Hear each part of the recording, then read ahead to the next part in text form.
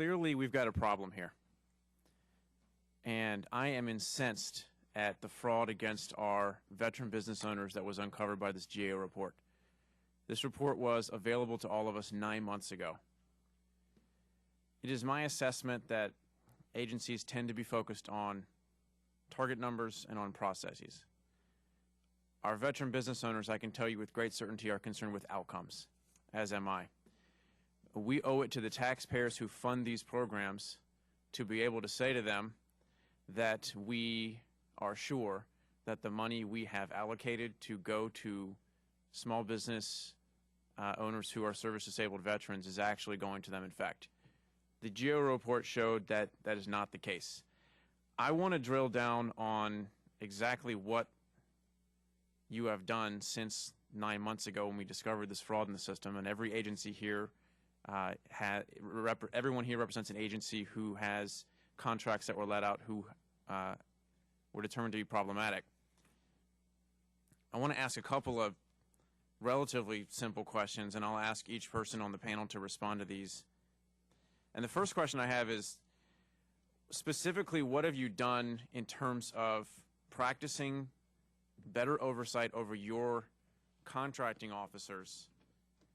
We know that some of the instances of fraud that were uncovered involved contracting officers who were very well aware of the problem. We know there are cases where service-disabled veteran business owners have pointed out problems either through the SBA or directly to the contracting officers involved at the agencies, and essentially there's been no follow-up action taken against those companies. So what I'd like to ask, and I'll start with you, Mr. Jordan, what specifically can you say from the SBA's point of view, and I'm going to ask all the agency representatives, has been done in terms of overseeing contracting officers and how they work and providing training that they need to do a better job? Absolutely, and let me first say that I wholeheartedly share your and the community's focus on outcomes. I think policies and procedures are very important, but they have to be aligned with the outcomes, and that's where the focus needs to be. In regards to the 10 firms that were highlighted in the GAO's report, all 10 were referred to our Inspector General. One of the 10 was referred from the Inspector General to our suspension debarment official. They issued a show cause letter to that firm, and through a series of steps determined not to suspend or debar that firm. The remaining 9 firms are under Inspector General investigation, a combination of our Inspector General and Inspectors General from the agencies where these contracts were let out, and I'm not allowed to elaborate further on those particular instances. But now moving to what are we doing about this as a symptomatic issue beyond just these 10 firms? Well, first there's outreach. So we set up an online training course, free, for how veteran and service-disabled veteran entrepreneurs could access these opportunities. And we're also, in our outreach activities, promoting the protest process. Like I said, if you look at the number of protests year over year, they're going up every year, which would indicate the awareness gap is closing, that service-disabled veteran and small businesses know the procedure when they think somebody is not appropriately identifying themselves. As we process those, the percent that we actually determine are, in fact, ineligible is going down. So the awareness is going up, but the actual unscrupulous actors you'd see as a percent are going down. On the upfront certification, we're working closely with VA to utilize better data and technology tools. So despite the fact that this is a self-certification program, we dissuade any bad actors from thinking they can get in or thinking that it's a good idea to try. Then on ongoing surveillance and monitoring, one of the things that came after that GAO report was we identified a potential gap in once we did determine a firm to be ineligible, they have to decertify themselves in the Central Contractor Registry. That's not something SBA can do. We've now amended our policies to say that they have 30 days to do so. Otherwise, we refer that action to the Inspector General as well. And just to give you a little context when I talked about the protests, we conducted 136 service-disabled veteran bid protests through mid-June of this year already, and that compares to 94 of all last year. And if you look the year before, it's about a 33 to 50% increase year over year again. And then it goes to rigorous enforcement. So I talked about the 10 firms, but we are beyond that, really looking at how we can work collaboratively with all law enforcement departments and mechanisms to ensure that when we do catch these bad actors, they are appropriately punished. One quick follow-up for you. I talked to service-disabled veteran business owners in my district, and they say that when they want to protest an award, they get referred by SBA back to the original contracting officer from the agency, who then tells them, go back to the SBA and make your complaint there, and they get kind of stuck. How are you working to solve that problem? So the typical path is that the contracting officer, who is the point of contact for that contract, is who they would protest with. The contracting officer would then fax to SBA that protest, and it would go from there. In the event that there's confusion, and I have heard this anecdotally, the problem is when I press for details, I've not gotten the specific instances that we can then reverse engineer what happened and in those cases what went wrong. In the case that you find those, please give them to me personally, and I will follow up on them, because that absolutely should not be happening. We do not want them caught in that cycle. We'll provide them to you. Okay, Ms. Brown, can you please comment on oversight on contracting officers?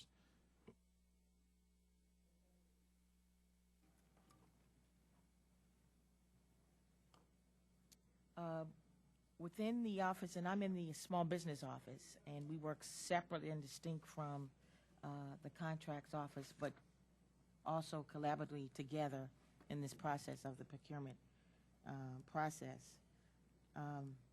The agency does not have a detection and monitoring program for firms receiving service-disabled owned small business contracts, but we do follow the FAR. We do look at the pre-award process. We put and post awards on the internet for dissemination so that the public will see it.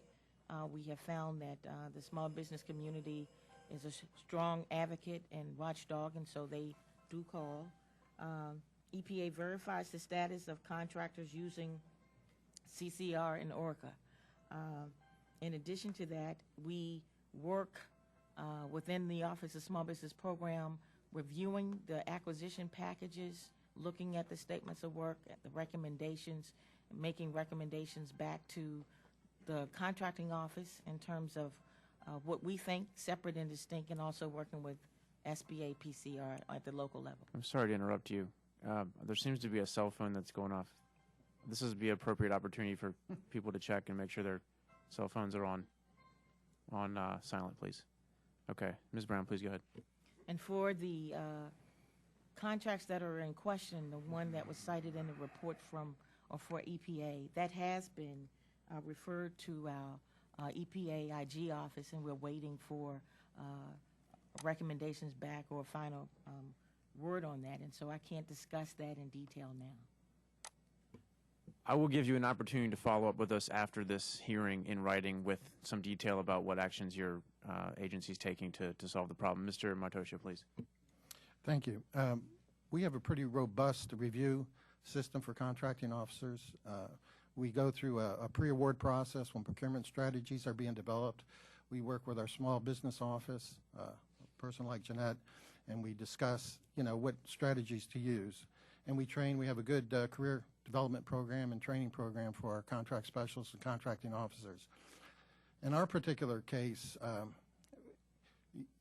we need to be more diligent at the time of solicitation award to assure ourselves that these companies who are certifying a particular socioeconomic program, including disabled veterans, that they are in fact owned by the service-disabled veterans. So we're making it a point through myself and my boss and through my branch chiefs that we, at the time of solicitation and award, that we do a thorough and deliberate review of the qualifications to make sure that those companies are in fact qualified to bid on those solicitations.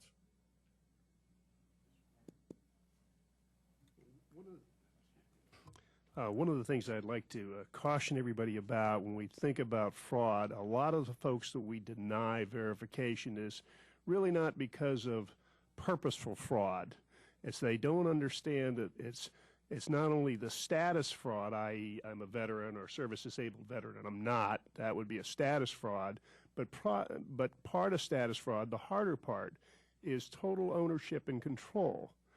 And a lot of folks don't do that with their paperwork. So there is, I can term it innocent fraud, but I mean, there are people that make mistakes, and they do change, and they do reapply and get verified. So I'm very hesitant to condemn everybody who runs into that problem, because there are legitimate service-disabled veterans who don't understand the process and will do things wrong.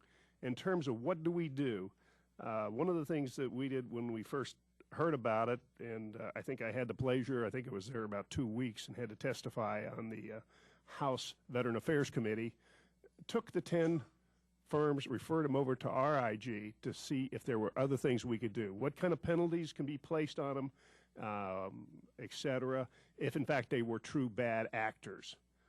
The other things that we did, we do our own, a lot of our own right now. I'm trying to give it over to Joe Jordan, but the protests. So I actually do work on the protests, and I'm the adjudicator for those kind of things. So when the protests come in, you get a file about that thick, versus when we do a verification, it's only about that thick. So you're talking about 2 inches to 5 inches. We do a lot of background checks. We do what they call site visits, unannounced and announced, to ensure that the right things are going on. We get a very good report. We're in the process of tripling our contract support to go out and look at these contracts. We've also expanded our employees, the full-time equivalents.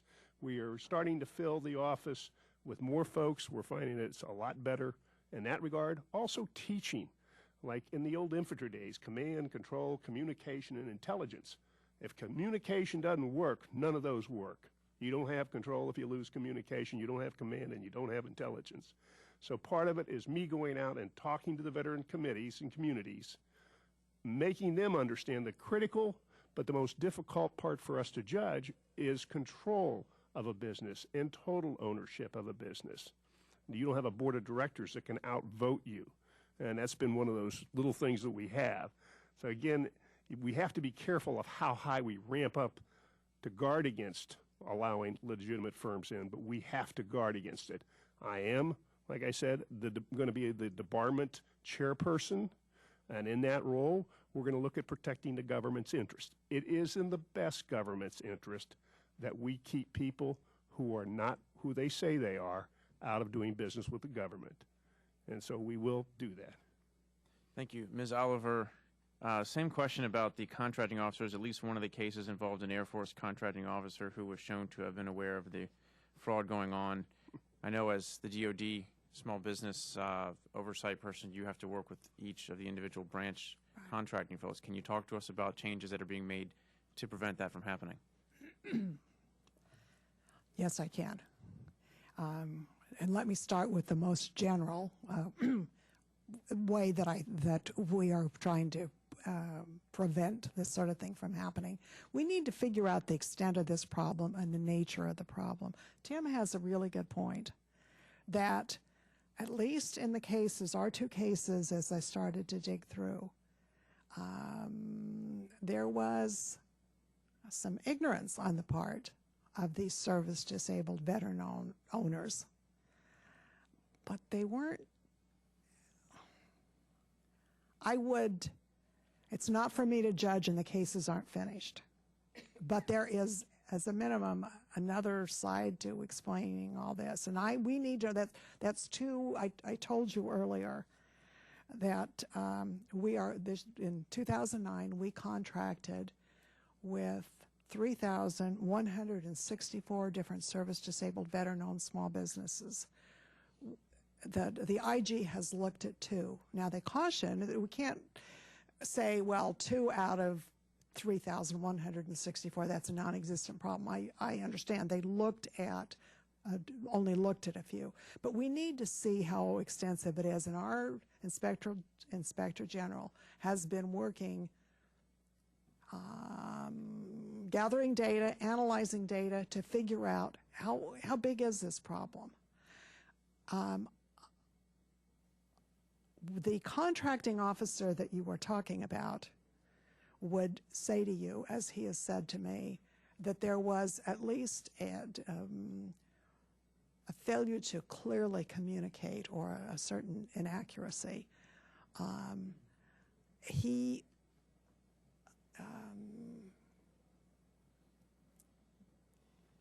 took the spanking, which he would say was not completely accurate, And I'm happy to say, move forward to say, what can I learn from this? What can we do differently? And that contracting officer has instituted a system of market research which will ask pointed questions to the owners of the service-disabled, veteran-owned small businesses so that they will understand better what the rules are. I think one of the things that comes out of this is we need to do, my office needs to do specific, just-in-time kind of training of contracting officers and of service-disabled, veteran-owned small businesses so they are very clear about what exactly are the limits of the joint ventures. These are pretty frequently joint venture problems. In other words, it's not veterans saying I'm disabled when I'm not. That appears to be the case. It's not people posing as service-disabled veterans. It usually involves a veteran who has, in the cases we've been able to look at, misunderstood. With me today is the poor guy who going to get to put together all this training. But let me interrupt you for just 1 second, because I'm not sure I understand what you're saying. Okay. What I'm hearing is that the problem here was ignorance on the part of the service-disabled veteran business owner and not a problem with the contracting officer, despite what the GAO report said. So are you disputing the findings of the GAO report?